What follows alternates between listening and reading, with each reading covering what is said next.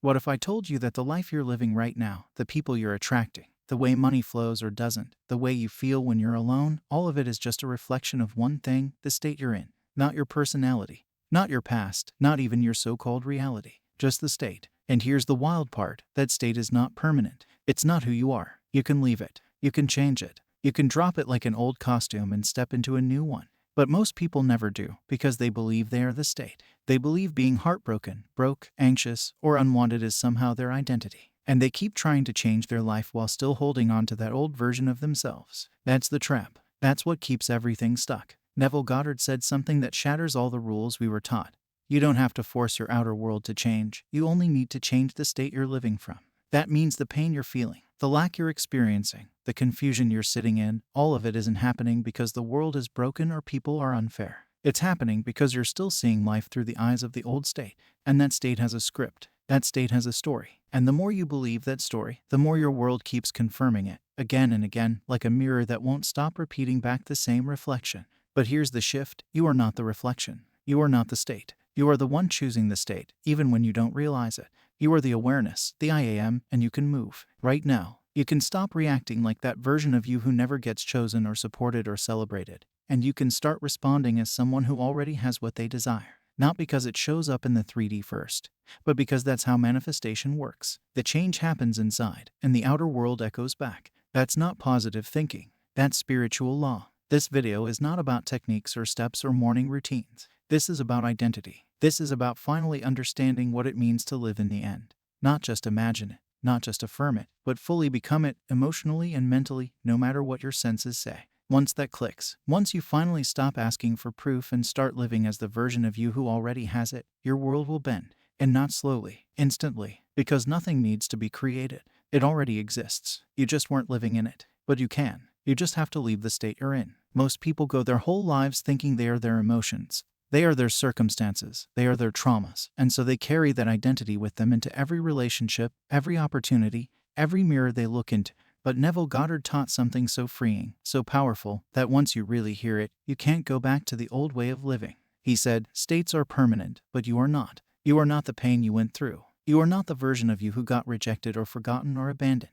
That was just a state, a place you visited in consciousness. It wasn't your home. It wasn't who you truly are. And here's what most people miss. A state isn't just a mood. It's not just how you feel for a few minutes. A state is a version of you. It's a complete identity. When you're in a state of being unwanted, you think thoughts that match that feeling. You expect certain outcomes. You react to life with fear, doubt, or hesitation. And the world, like a perfect mirror, keeps giving you experiences that match that. But that doesn't make it real. That doesn't make it truth. That just means you've been living inside that old script, reading the same lines, thinking the same thoughts, playing the same role, and wondering why nothing is changing. You've never been stuck. You've just been loyal to a state that doesn't reflect who you really are. You've been identifying with it, repeating its story, defending its patterns, and calling it me. But the moment you realize that states are like clothing, like costumes in a play, and you're the one who can take them off and put new ones on, everything changes. You stop trying to fight circumstances. You stop begging life to show you something different. You go within and shift where you're living from.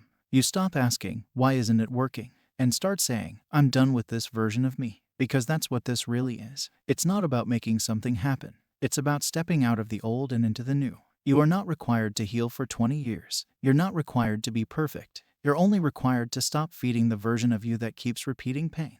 That version is optional now. That state doesn't own you. You've just been living in it for so long, it started to feel like home. But you can walk out. Right now. You can choose again. You can imagine a new version of you and start showing up as that, in thought, in energy, in how you see yourself. And that's when the world starts to change. Not because it's responding to your effort, but because it's reflecting your new identity. This is where it gets even deeper and even more freeing. You don't have to create the version of you who is confident, loved, successful, or peaceful. That version already exists. That state is already real in the imagination of God. In Neville's words, creation is finished. You don't need to force it into being. You just need to move into it and stay there. But most people get stuck because they think manifestation is about making something happen.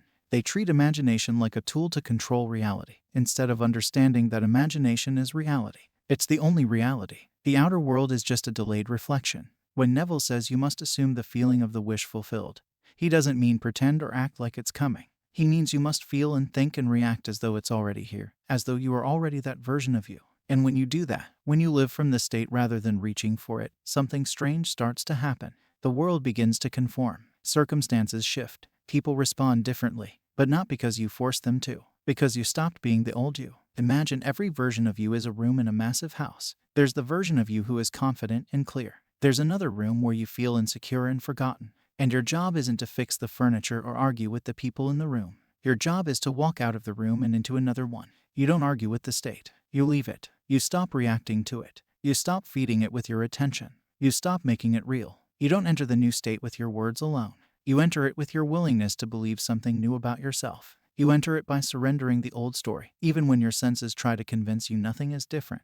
This is why Neville says feeling is the secret. Because when the feeling becomes natural, when the state feels like home, your outer world doesn't stand a chance. It has to catch up. It has to reflect you. So the question is never, how do I make this happen? The real question is, who am I being? Because everything else follows that. Every version of you already exists. The only thing that's missing is your decision to enter it and remain. One of the biggest reasons people feel like manifestation doesn't work is because they keep jumping in and out of states without even realizing it. They wake up feeling strong, visualizing what they want, living from the end, maybe even feeling a little excitement in their chest. And then one unexpected thing happens. A message doesn't come, the bank account looks the same, the day feels slow, and they drop right back into the old state. The state of lack, the state of doubt, the state of waiting. And what happens next is so subtle most people miss it.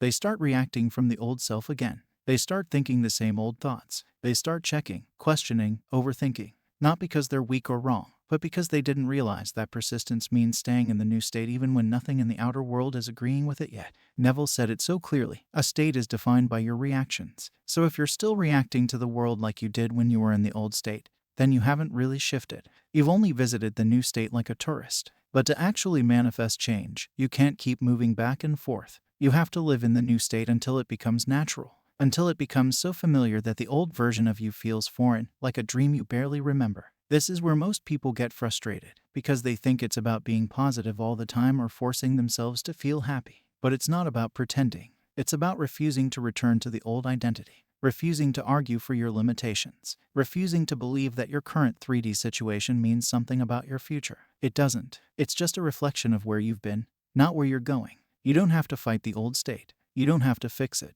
You just have to stop going back to it. Stop giving it energy. Stop letting your senses decide your self-concept. And instead, hold the new story, even if it feels unfamiliar at first. Even if your mind tries to pull you back. You can say, I don't live there anymore. You can remind yourself, that's not my story now. You can breathe through the urge to check, to doubt, to spiral, and stay anchored in the version of you who knows it's already done. Because every time you react from the old state, you're telling the universe, I'm still this version of me. But when you hold the new state, even silently, even in private, the world has to follow. It always does. That's the law. This is the part that tests everything. When the inner shift has happened but the outer world hasn't caught up yet. When you've stopped reacting, you've chosen a new state. You've been living in the feeling of the wish fulfilled, but the 3D world is still echoing back the old reality. This is when the mind wants to panic. It wants to say, see, it's not working. It wants proof. It wants signs. It wants something outside to say, yes, you're doing it right. But this is also the most powerful moment, because this is when real manifestation starts. This is where you become the operant power. This is when you stop looking outside for confirmation and start trusting the state itself. Neville said you can't look to the senses for validation.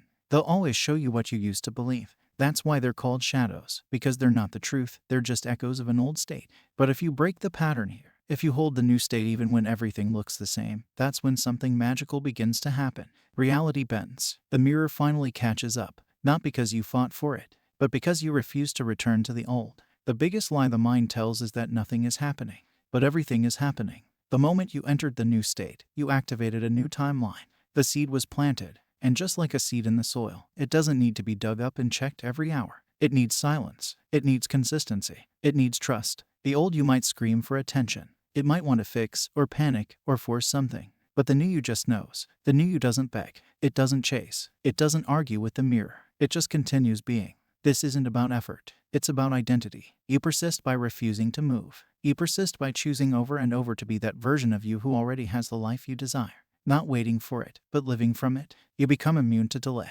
immune to doubt, immune to the urge to explain or fix anything. Because the inner shift has already happened. And that means the outer must follow. The ones who manifest quickly aren't better than others. They just stay in the state longer. They don't let the 3D talk them out of it. They don't collapse under the weight of temporary silence. They understand that reality always responds, but only to who you're being. And once you're fully being the new you, reality doesn't have a choice. The most beautiful part of all of this is that you don't have to force a thing. You don't have to become obsessed with techniques. You don't have to overthink your way into a new state. Because identity shifts aren't about doing more. They're about letting go of the version of you that's been pretending to be small, unworthy, or stuck. You shift by surrendering, by dropping the struggle, by relaxing into the truth of who you already are beneath the noise. Neville said you become what you contemplate. That means you're always becoming, not by trying harder, but by what you dwell on. If you keep thinking as someone who is chosen, wanted, worthy, successful, the shift happens naturally. You won't even need to ask if it's working, because you'll feel different.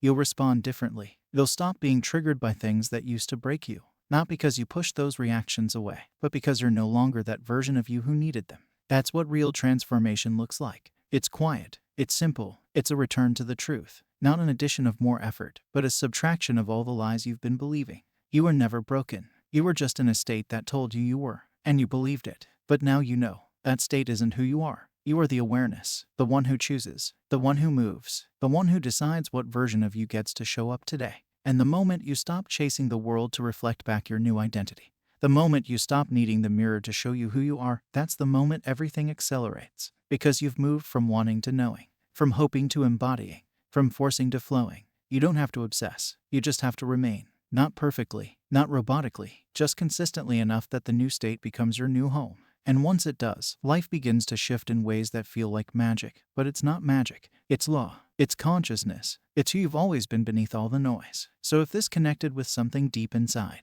if it helped you see why things might have felt stuck before, I want to hear from you. Drop a comment below and let me know what state you're choosing to live from now, not what you're waiting for, but who you're becoming. I will meet you with another golden nugget. Happy manifesting.